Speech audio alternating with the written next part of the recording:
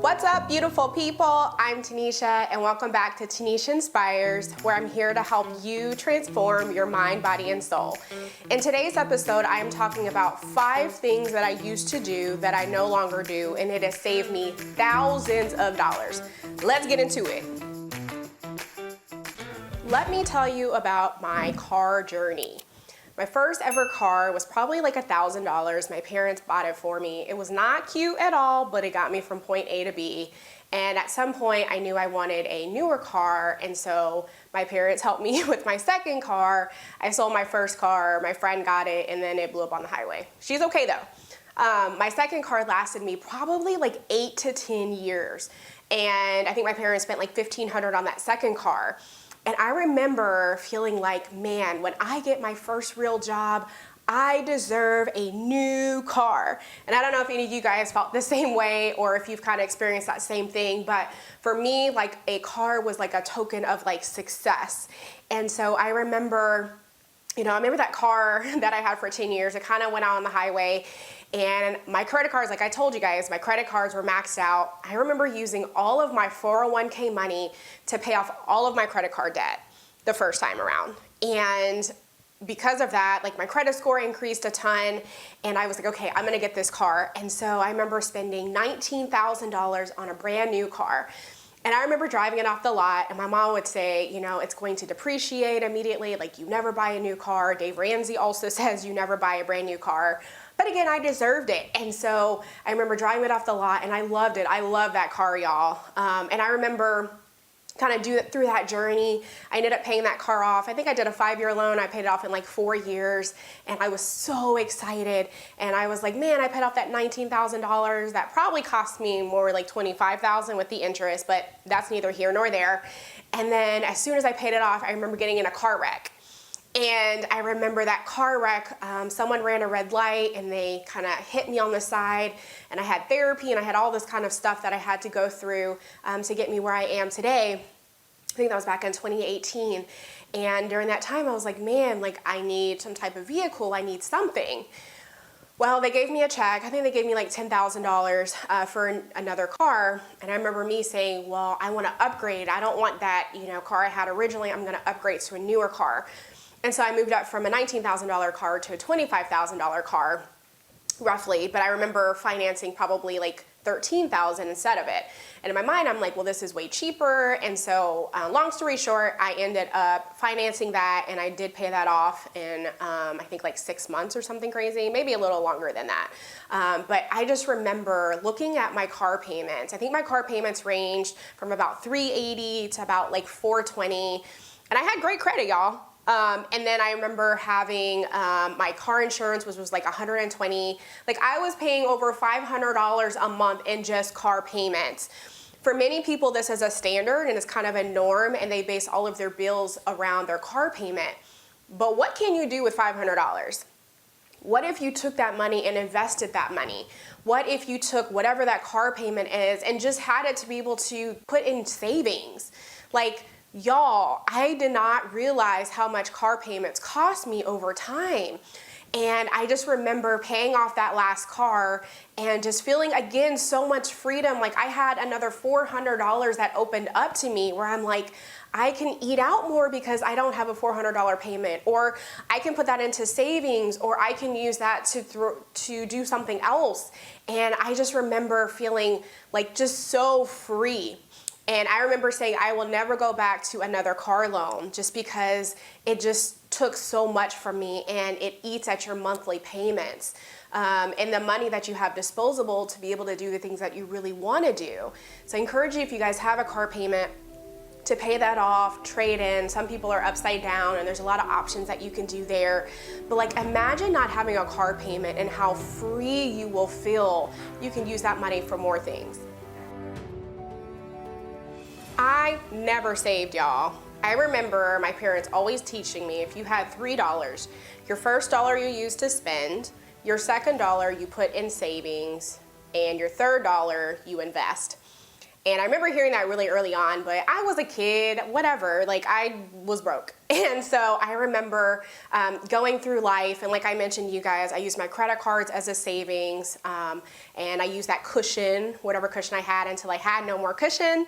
And I just remember getting into a point where like I had car payment expenses that came up where something broke down, and I didn't have enough money to pay for it. And I just felt like, man, like I'm such a loser or whatever. I don't know. Like I had all kind of like words for myself. And I just remember just feeling hopeless. And when I ran across Dave Ramsey, he talked about people needing at least 3 to 6 months of expenses saved just in case something happened, losing a job, whatever. Well, I never lost a job, so I didn't think anything of it until 2017. I lost my job, and I was making really good money at that point in time. I had moved back in with my parents, and like I mentioned, I was still paying on my credit cards and things like that. But I remember just feeling like, man, like I have no job, and I don't have any money, and I have a ton of debt. And I remember Dave Ramsey telling people and teaching people like the snowball effect and how to pay off debt. And I remember once I got a job again, it took me a couple months, but once I got a job again, saying like, I will never be in this situation again. If I lose a job, I will be okay. And I remember just putting money in a savings account and not touching it. And I had to put in an account where like it was really hard for me to get access to. Like if I have an account that I can see all the time, like I just don't have that discipline. And so I remember creating that account, and I remember putting in like $10, and then I remember increasing that $10 to like $50, and man, I felt so good to where now I have 3 to 6 months of savings. And now I'm in the process of building a house, like you guys saw before, and I'm just like, man, like it just took so much for me to get so sick and tired of being sick and tired, to change my mindset and to change who I am, to make me feel so much more free, y'all. Like no car payments, no credit cards, like having savings in the bank. It just changes your whole perspective. And I remember Dave Ramsey made a comment one day where he said, most people don't even have $1,000 as an emergency. And if something happened, they're out of luck. And I remember just feeling like, you know what, that was me. I didn't have $1,000 saved, and I remember being SOL. And so now just on that other side of the fence, like I just feel so much more free. And then if an emergency happens or something major happens, because I have a kid, and with kids, anything can happen at any point in time, having that money in the bank to be able to take care of stuff. So look at your savings. What do you have in your bank account? Do you have 3 to 6 months of savings? If not, do you have a bunch of debt which is causing you to not be able to save? Look at those expenses. I promise you guys, it is worth it. I did the bare minimal. I didn't understand the concept of reaping and sowing. If you reap those good things, you get those good things. If you reap bad things, you get more bad. And I just remember going to school and just trying to survive. Like I did the bare minimal. I barely graduated, just gonna be honest with you guys. I struggled in school, and because I also didn't study, because what do you have to study for? You just gotta do the bare minimal and just graduate. And I remember working at the call center at the time, and I almost was fired. Like I was on my 3rd strike, and I just remember not being inspired. I remember just kind of in a rut, not feeling good about myself, and then just really almost feeling depressed. And at the time I didn't really realize like how to fix it. Like I told you guys, I was in debt a ton in college, and I just didn't realize the bare minimal and what that really means. And so in my life, just in school doing the bare minimal, and at the time I was in a relationship, and I would just kind of do the bare minimal, and would have a lot of strife and conflict and things like that, and in school and things like that, like I mentioned. And I realized that doing the bare minimal will only get me those results that are bare minimal. Especially when it comes to like work. That was the area where, I decided to start applying, and it took me probably 2 or 3 years, I feel like, to get like a real job out of college. And I remember getting that first job. I think, like I mentioned, I was like making $35,000, and I was like, man, I'm doing big things. And I remember changing my mindset and getting around people that taught me a better way of living, and how what you do in one area of your life, you do in all areas of your life. And that has always stuck with me, because I'm like, man, if I'm at work and I'm only doing the bare necessity, that means in other areas of my life I'm doing the same thing. And I kind of had to really evaluate myself and look at where I was. And I was just like, okay, something has to change. And so I remember getting to that point where I was just like, okay, but what do I do, and how do I do it, and what does that look like? And I remember starting my first job, and I remember crying because I was so excited, and then I got pregnant, which that was interesting. But I just remember saying, I'm gonna just do a little bit more. And I remember changing my work ethic. And I remember about, like, I started caring about things. And I remember I started reading, because I'd never read. I only read just to read, you know, do the bare minimal. And I just remember changing these little small things daily.